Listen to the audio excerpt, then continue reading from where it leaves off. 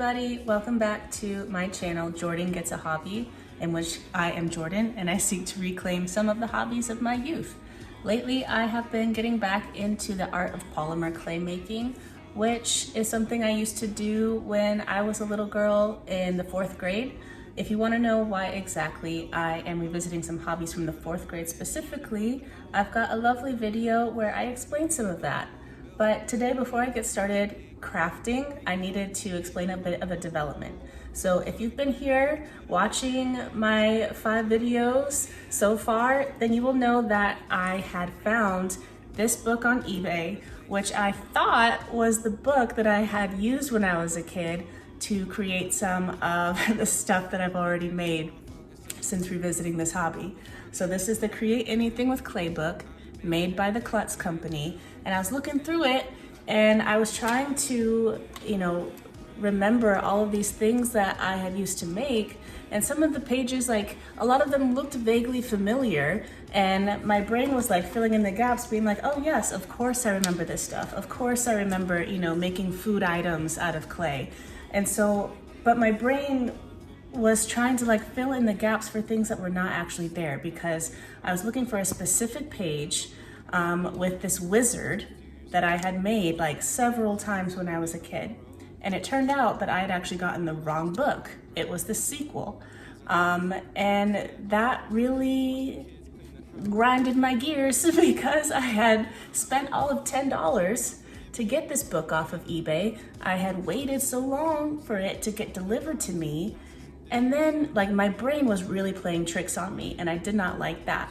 I think maybe it really clued me in on how much I have aged, that my brain could fool me so easily into creating memories for things that didn't actually exist. So a couple weeks ago, I was doing some more searching on eBay, trying to find the actual book that I had when I was a kid. And it didn't take long. I don't know why this didn't come up the first time I searched, but this is the book I actually had when I was in the 4th grade. And once I saw the cover on eBay, I immediately knew, oh, that is the book I had. I remember all these beautiful clay bits everywhere. And I flipped and I immediately found the wizard, and I knew everything was right in the world. So the wizard is what I will be making today. And I'm pretty excited because I get to make all the little ropes for his big curly beard. I'll make his pointy wizard hat. I'm gonna use a little tin foil to be the base so I'm not using up all the clay making his body. And I'm gonna have some fun.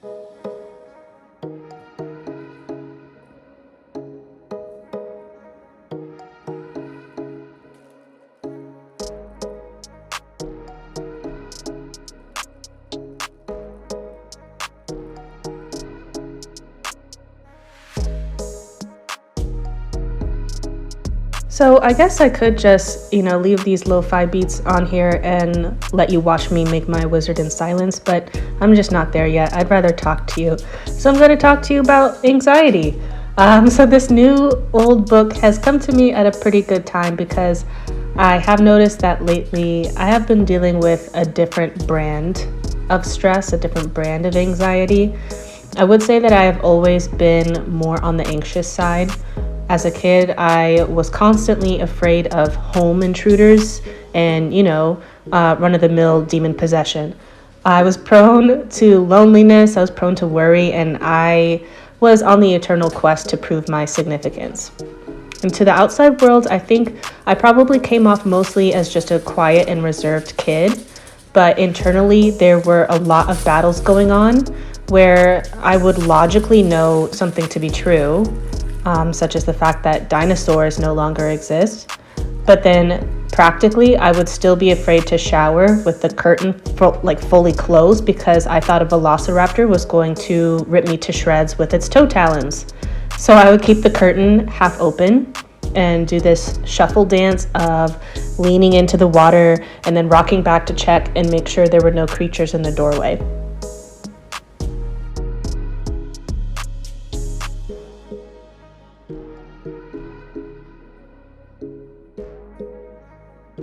As I got older, that stress morphed into deeper existential worries like the unbearable pain of possibly never finding a boyfriend or of not being seen and known and celebrated for the fullness of who I am. Typical 20-year-old angst. Thankfully, I made it out on the other side of that one and realized over time that often when we are so consumed by those deep questions about ourselves, about our own desires, our own sense of purpose, or our calling, it's actually a sign that we are maybe a little bit too self-obsessed and maybe we just need to turn outward. From my experience, I found that when you start focusing on being of service to other people, you end up gaining a deeper understanding of who you are along the way. But anyway, these days I get a lot of feedback from people I work with who tell me that I am the calmest person they know. They see me as being pretty serene and composed with a soothing voice and a calming presence. And I guess part of that is true. I do tend to hold my composure pretty well under pressure. Like if there is a student who's in crisis, I know my first reaction internally might be more of like a Coolio, oh, here it goes. But ultimately, I still know what I need to do, and what I need to communicate to that student, what I need to say to their family and to their teachers. I can help put a plan in place, and I can help people feel reassured, that someone is in control in a situation where they might feel like their world has descended into chaos. And I think reflecting on my history, that is honestly by the grace of God. How ironic is it that I was the kid who was still afraid in high school that her American Girl doll was going to come to life and smother her in her sleep, but my skill set now has become tempering fear for others. And I am serious about that, by the way. I've had lots of issues around dolls.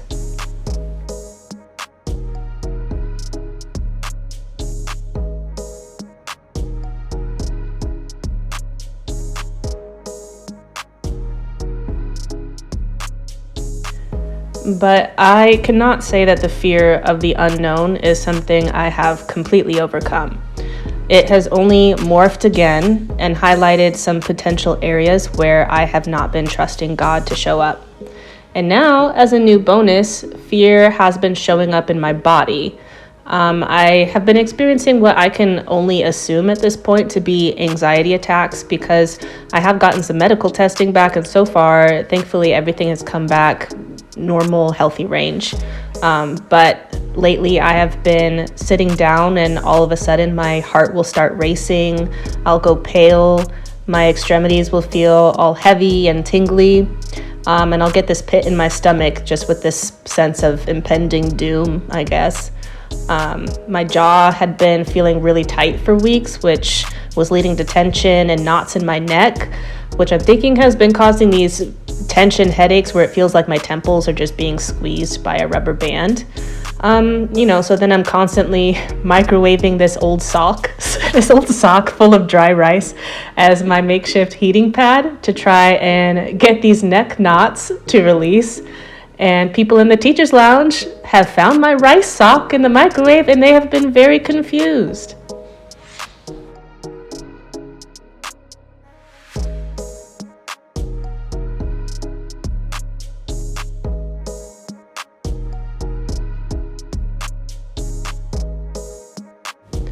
Have you ever had this general feeling like you are just not doing well?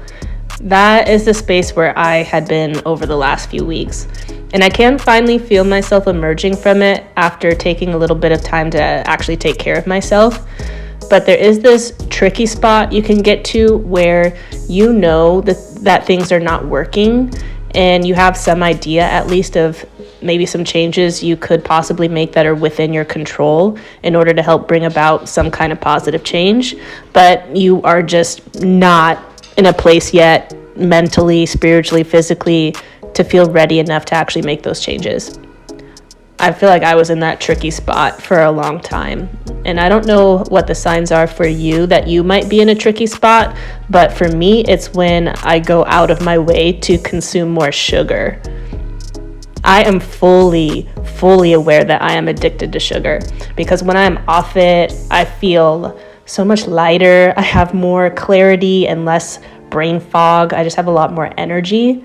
But for the last few weeks, I have just said, I don't care. And I will go on missions for it.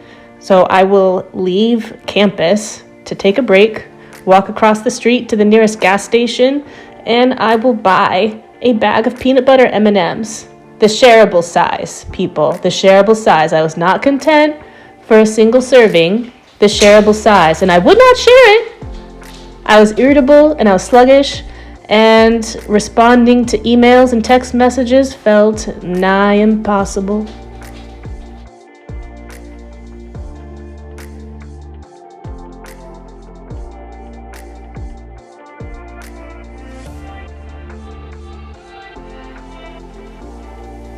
So then, what has helped me in this season? I wouldn't say I am fully out of the woods with this one, but so far I can pinpoint a few things that have been positive for me. Number one was actually talking about it with some friends. So my brain can often feel pretty cluttered. I think I reviewed my journals maybe, I don't know, since the pandemic, and there's been so many times where I've written out that my brain just feels cluttered. But so usually writing things down or speaking them out loud helps me to release things and to make more sense of them. And I had a scheduled time with a couple of friends recently that had been on the calendar for weeks because we are all moms and it be like that. And thankfully we were all able to still make it happen on the day of. And we did have an agenda of what we thought the evening would look like, but we all ended up spending a good amount of time talking through some things that we had been stressed or anxious about recently.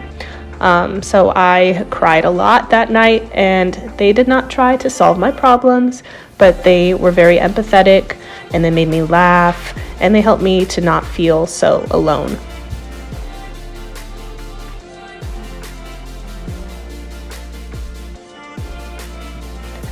Number two, having a one foot in front of the other mindset.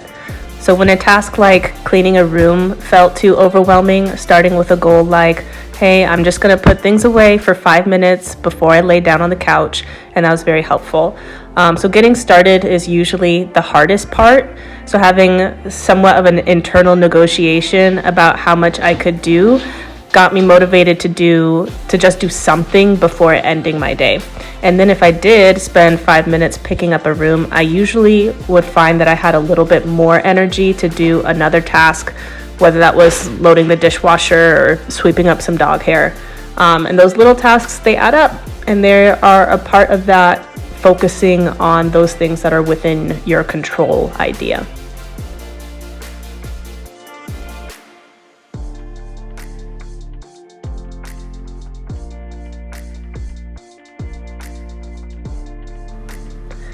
And then number three, small prayers. I was not in the headspace to pray.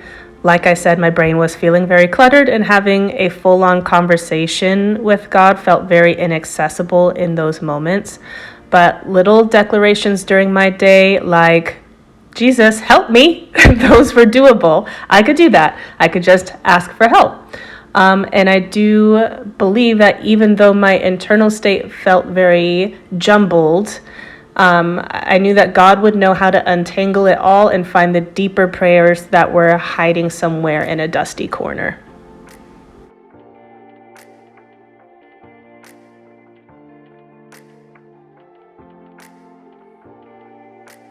Oh, he's taking shape. He's looking nice, isn't he? I did steal my daughter's marble. She wasn't very pleased about it the next day when I showed her. But anyway, I don't know if you can relate at all to any of that, but I just wanted to give you a peek into my recent headspace. Constructing this wizard did also unlock some joy from recognizing that, I have made this exact figurine before a few times in my childhood. And back then I did have dreams of setting up a table in my local park that was across the street from my house, and I had dreams of selling off my creations over there. I never did it because as a youth, I was a massive rule follower. I guess I still am, but I was a massive rule follower back then too, and I had concerns about having the appropriate permit to sell my items in a public place. And I guess it felt like an insurmountable task at the time to get a permit. I didn't want to ask my parents to, take me to my local, I don't know, what do you even do? Do you go to your government office and say, one permit, please? But anyway, now I've got the internet. So I can revive this dream. I don't have to sit at a table at the park hoping some kid will convince his parents to pay $5 for my wizard. So someday in the future, maybe I will set up a virtual shop. Today is not that day, but somewhere down the line.